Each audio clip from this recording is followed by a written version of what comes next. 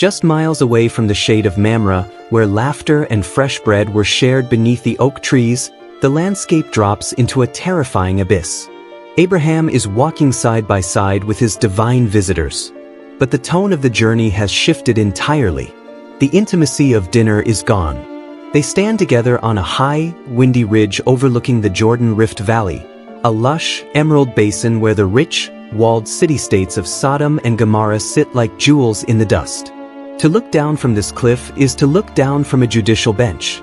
And as the sun begins its long descent toward the horizon, the Lord turns to his friend and reveals the true, dark purpose of his visit. Before a single word of judgment is spoken, the narrative pulls back the veil on the inner council of heaven. God asks a profound, unprecedented question. Shall I hide from Abraham what I am about to do? Think about the weight of this moment. The creator of the universe is deliberately pausing to invite a mortal man, a nomad living in tents, into the executive decision-making of divine justice. But because Abraham isn't just a recipient of a promise, he is called to be the founding father of a nation that will live out mishpat and tzedakah, justice and righteousness.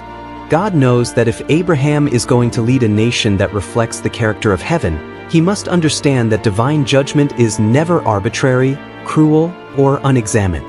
God will not act like the capricious, bloodthirsty deities of the ancient Near East who destroyed cities on a whim. He pulls Abraham into the process so Abraham can witness the absolute integrity of his justice. God announces the indictment. The outcry against Sodom and Gomorrah is so great and their sins so grievous that I will go down and see if what they have done is as bad as the outcry that has reached me. As the two angels descend into the valley, Abraham takes a terrifying step forward. He does not fall flat on his face in silent self-preservation. He doesn't pray for his own flocks, his family's safety, or his own future wealth. He steps into the breach for a deeply corrupt, wicked city, because inside those walls, innocent human beings reside.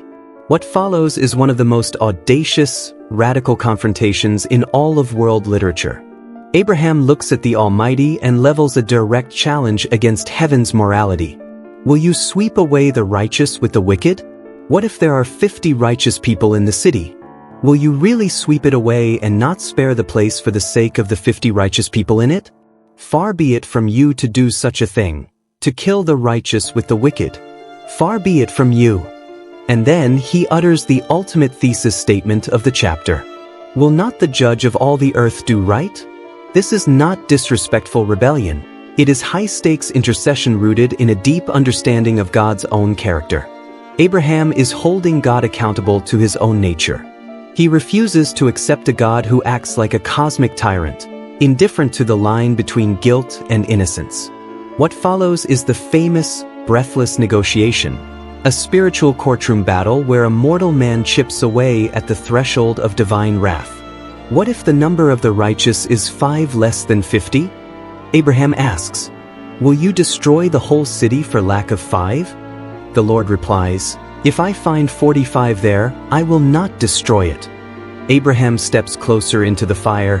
What if only 40 are found there? For the sake of 40, I will not do it. May the Lord not be angry, but let me speak. What if only 30 can be found there? I will not do it if I find 30 there.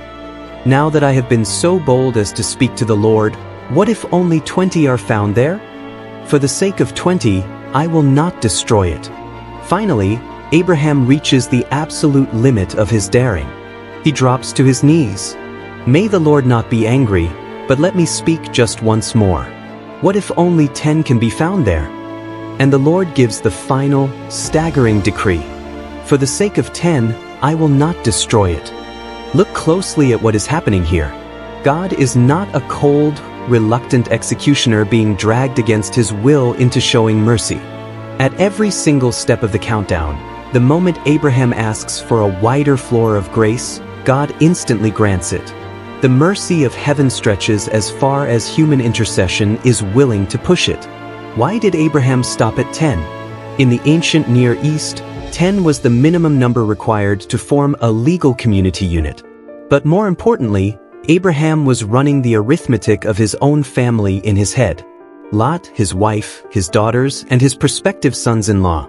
Together, Lot's immediate household made up roughly 10 people. Abraham stops bargaining because he truly believes he has secured the safety of his family. He believes the city will survive because his nephew is inside it.